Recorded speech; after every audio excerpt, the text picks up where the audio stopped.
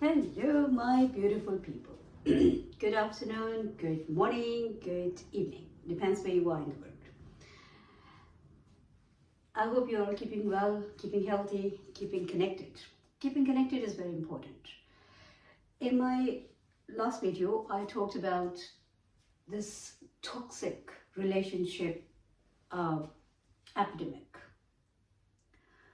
It's actually becoming a disease because people think they are protecting, because I'm trying to continue, because I was talking about like how easy we feel or we think it is to just disconnect from anybody, especially from the immediate family, from the close people, like parents, like children, like siblings, it's just disconnect. That's how easy we feel it is. And then what we put it down to, first of all, like as I was saying, the social media is playing especially about this, what I'm talking about now, in this social situation, social media is playing a very negative role. I mean, now social media is not some monster, some live monster who's taking over everything. No, it's us who are actually just gone too deep into, this habit of putting everything on social media, talking about everything. Same goes like I was talking about this relationships. Anything that happens in people's life that becomes public. I mean, on one hand, you're saying my life, my privacy, my this. Where's your privacy then when you are all the time putting yourself on social media in one way or the other? When you're always talking about your personal things, from your child's birthday to your parents' death, everything goes on social media, gets public. How's that private? How are you respecting or protecting your life, your privacy there? You're not. I mean, the privacy is not just like, okay, telling your parents, knock the door before you come into my room. That's this is worse, because you are not even living with those people who are sharing everything, and you even don't know them. They come up with, like I was saying, there are wounded people. If you project a wound of any kind in your life, if you talk about a problem, everybody who has or think they have that problem will just jump in with whatever they think. That will not give you a clear mind. That will not give you help. That will only actually mess up your mind and leave you more vulnerable, lonely, and maybe more wounded. The situation that you could resolve on one-to-one basis from whoever you're not happy with or whoever you have complained with, you have actually brought it public now. So what's happening? Now everyone is saying what they think without knowing you, without knowing your family, without knowing the person who you're having the complaint with. Do you think this is fair? No, it's not. Secondly, if you say you're trying to protect your mental health, tell me one thing. Just go back and look into the history.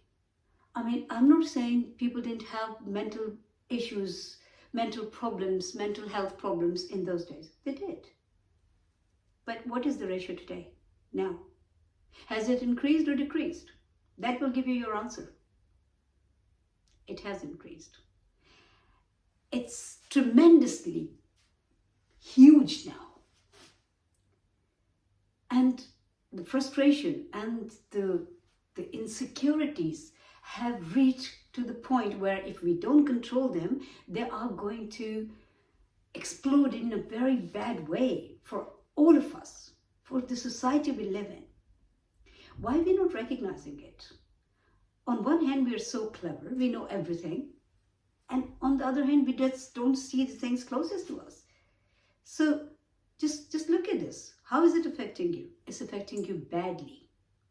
Because the more you are getting disconnected from each other, the more you're becoming lonely.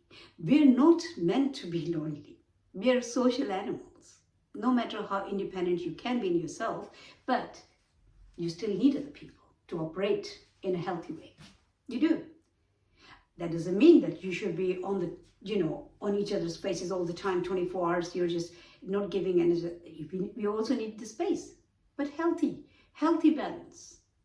So it's not like you don't want people. You come to an age We all come to an age, I've been there too. So when you are in your early 20s, even when you're in your teenage, then obviously you feel differently. You know, that rebellious feeling, that thinking like I can lift the world in my hand, and I can do this and I can do that. And then when you're in your 20s, first of all, choose your company very carefully, because from my days and even before that, our parents and their parents and the generations, they told each other to be selective, to be careful who you are with, because company matters a lot.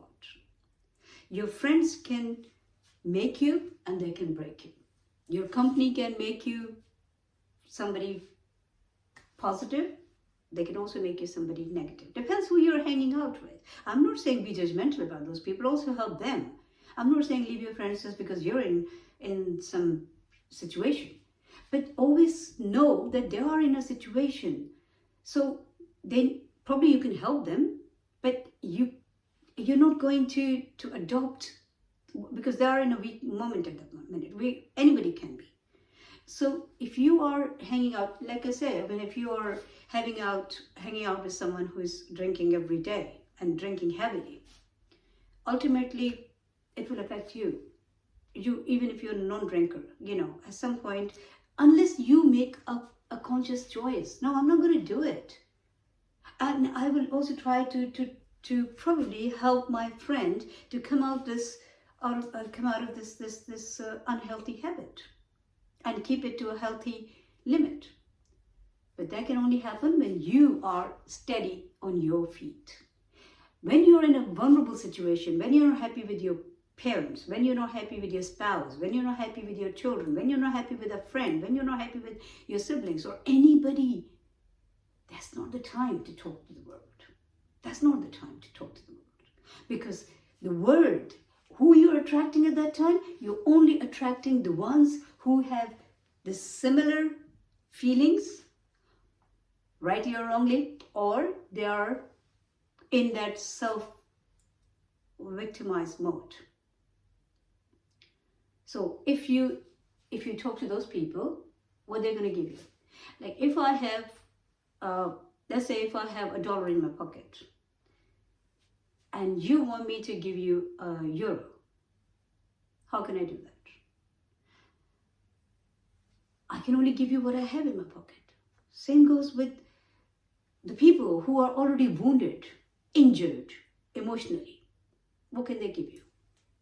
Do you think they can console you? I mean, some people, even if they're not wounded, even if they're not, but they don't know you. And not everybody is your friend.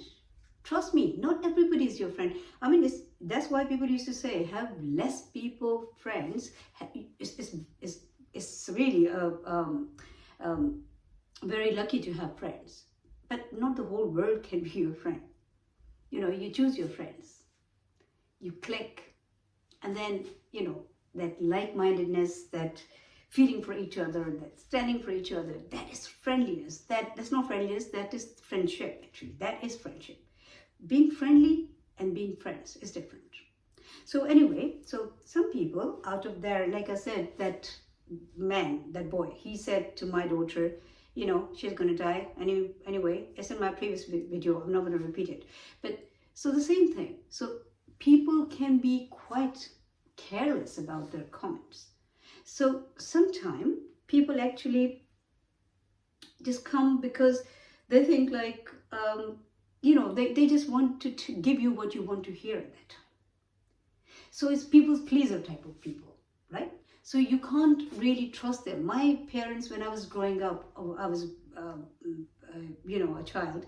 From that time, my elders always told me that a friend is somebody who can tell you your goods, but also your bads.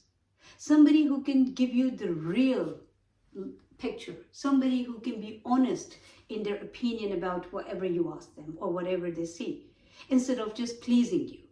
Somebody who's trying to please you is not you. They can't be sincere with you.